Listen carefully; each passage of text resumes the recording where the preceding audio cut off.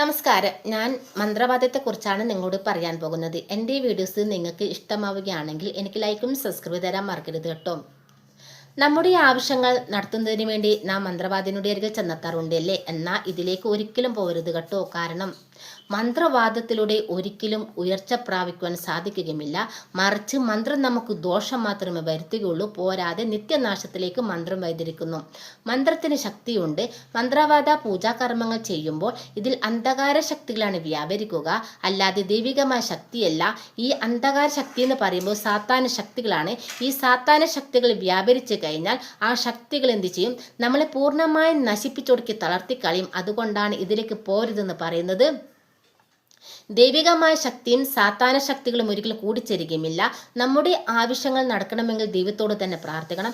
ഞാനിത് പറയാനുള്ള കാരണം എൻ്റെ ജീവിതത്തിൽ നടന്ന ഒരു അനുഭവത്തിൻ്റെ കഥയുണ്ട്. അതായത് എൻ്റെ ചെറുപ്രായത്തിൽ അച്ഛൻ്റെ ജോലിയിൽ അഭിവൃദ്ധി പ്രാപിക്കുന്നതിന് വേണ്ടി ഞങ്ങൾ തൃശ്ശൂരിലെ കാനാടി മഠത്തിലേക്ക് പോവുകയുണ്ടായി. അവിടുത്തെ പൂജാരി ഞങ്ങളോട് പറഞ്ഞത് ഞങ്ങളുടെ ദോഷം തീരണമെങ്കിൽ ഒരു പൂജ കഴിപ്പിക്കണമെന്ന്. അങ്ങനെ അദ്ദേഹം ഒരു പൂജ ചെയ്യുകയും പിന്നീട് ഞങ്ങളോട് പറഞ്ഞത് പാലമരത്തിൽ ഒരു ആണിട്ട് തർപ്പിക്കണമെന്ന്.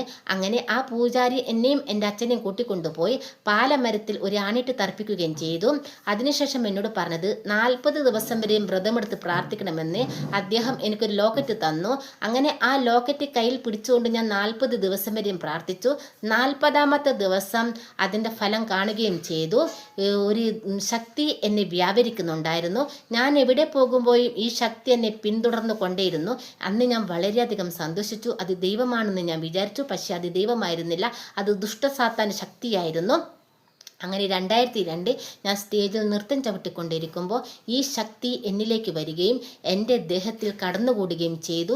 ഈ ശക്തി എൻ്റെ ദേഹത്തിലേക്ക് കടന്നുകൂടിയപ്പോൾ ഞാൻ ഭാരത്താൽ നിറഞ്ഞു. പിന്നെ എനിക്ക് പിടിച്ചു നിൽക്കാൻ പറ്റാത്ത അവസ്ഥയായി. ഞാൻ സ്റ്റേജിൽ മറിഞ്ഞിട്ട് വീഴുകയുണ്ടായി. എനിക്ക് എണീക്കാൻ പറ്റാത്ത അവസ്ഥയായിരുന്നു. ഈ ശക്തി എൻ്റെ ശരീരത്തിൽ കൂടിയപ്പോൾ ഈ ശക്തി എന്നെ വളരെയധികം ഉപദ്രവിക്കുന്നുണ്ടായിരുന്നു. ഈ ശക്തിയുടെ ഉപദ്രവം കാരണം എനിക്ക് എന്നെ തന്നെ നിയന്ത്രിക്കാൻ പറ്റാത്ത അവസ്ഥയായി. അങ്ങനെ ഞാൻ ഒരുപാട് കരഞ്ഞു. ഒടുവിൽ ഞാൻ മരണത്തിൻ്റെ വക്കിലേക്ക് ഞാൻ എത്തുകയും ചെയ്തു. മരണം എനിക്ക് ഉറപ്പായപ്പോൾ ഏത് ദൈവത്തെ വിളിച്ച് പ്രാർത്ഥിക്കണമെന്ന് എനിക്കറിയില്ലായിരുന്നു. ദൈവം ആരാണെന്നും എനിക്കറിയില്ലായിരുന്നു. ഞാൻ ദൈവമേ എന്ന് മാത്രം വിളിച്ച് കണ്ണുനീരോടെ പ്രാർത്ഥിച്ചു. പക്ഷെ ദൈവത്തിന് അറിയാമായിരുന്നു എൻ്റെ ശരീരത്തിൽ ഒരു ദുഷ്ടശക്തി കൂടിയിട്ടുണ്ടെന്ന്.